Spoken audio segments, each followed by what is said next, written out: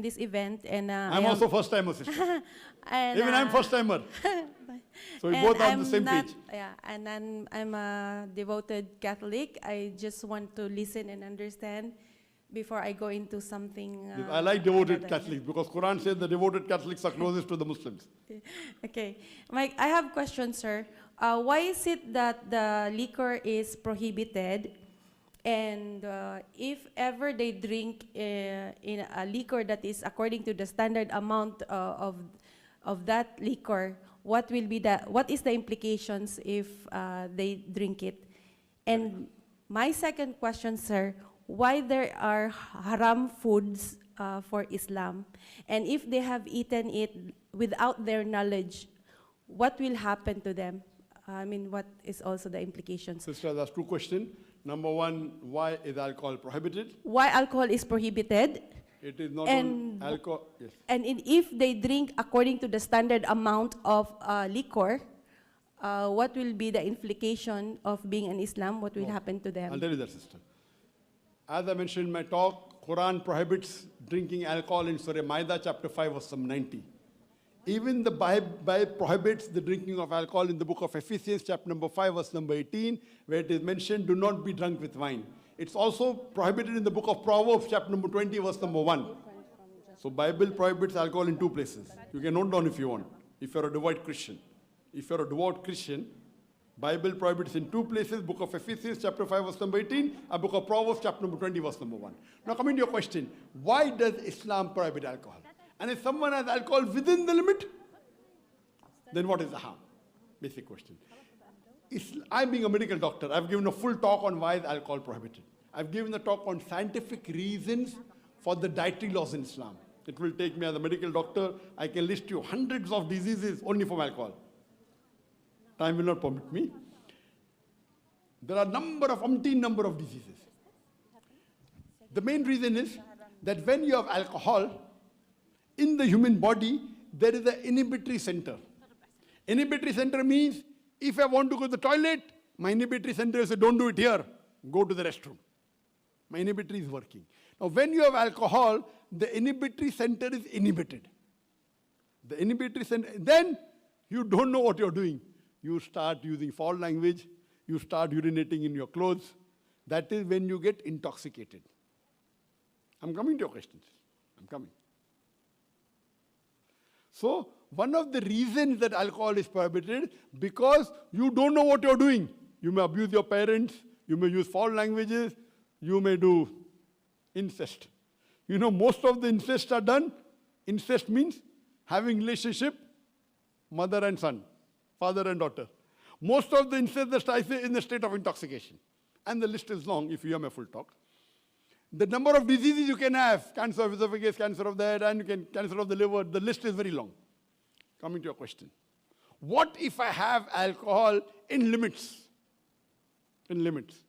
Our Prophet says in Ibn Majah, hadith number 3993, 3994, 3992, that if anything intoxicates in large quantity, is prohibited even in small quantity. Anything which intoxicates in large quantity means you have a capacity, okay, fine, normally maybe half peg intoxicates you. So, okay, fine, I can have quarter peg, no problem. But the Prophet said anything which intoxicates in large quantity is even prohibited in small quantity, no excuse for nip or a tot. The reason is, today, because of alcoholism, do you know 2.5 million people die every year because of alcoholism? Because of alcoholism, according to WHO, 2.5 million people die because of alcoholism alone every year. Now coming to your question. When you ask any alcoholic, no alcoholic starts having alcohol to become alcoholic. He is first a social drinker. Social drinker means drinking within limits.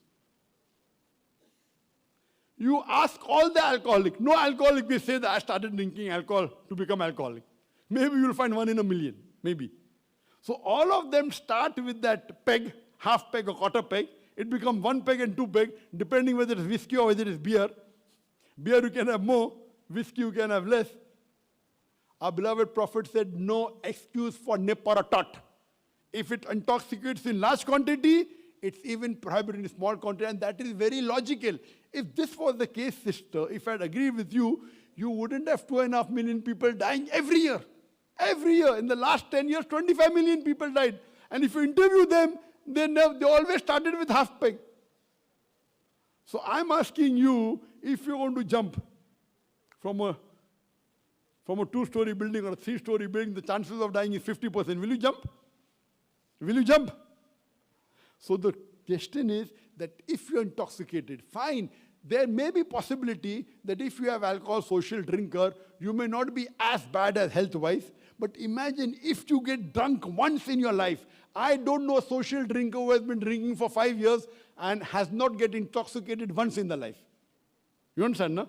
If you get intoxicated once, by mistake you have extra peg, and then you do incest, can you forgive yourself?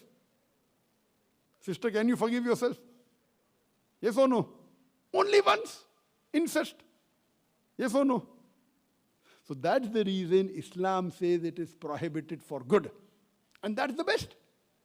There may be, if logically I can agree with you, out of 10,000 people, there may be 3-4 people who will not get intoxicated, 3 or 4 people out of 10,000 people whose health will be very good.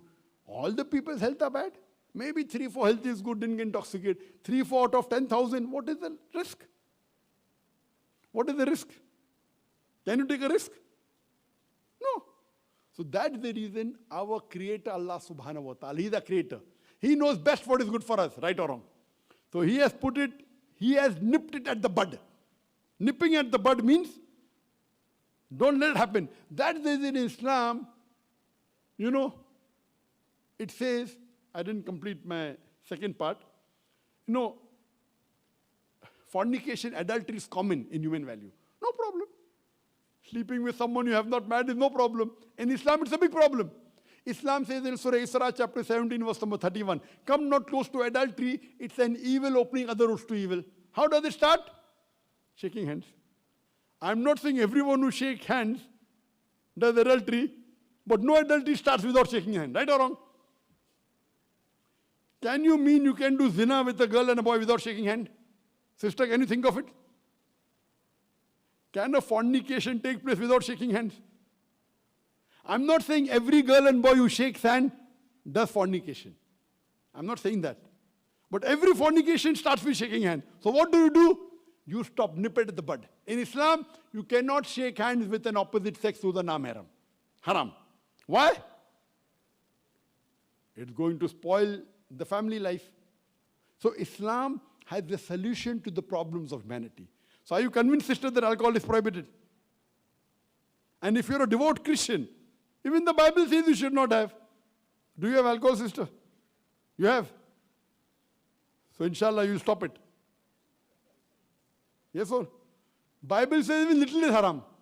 Ephesians chapter 5 verse number 18.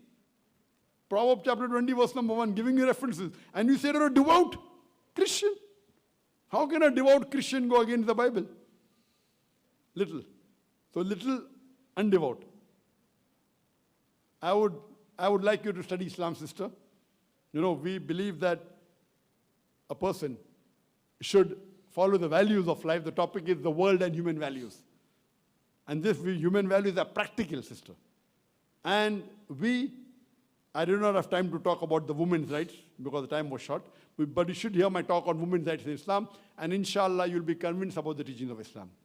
Thank you. Jazakallah shukran.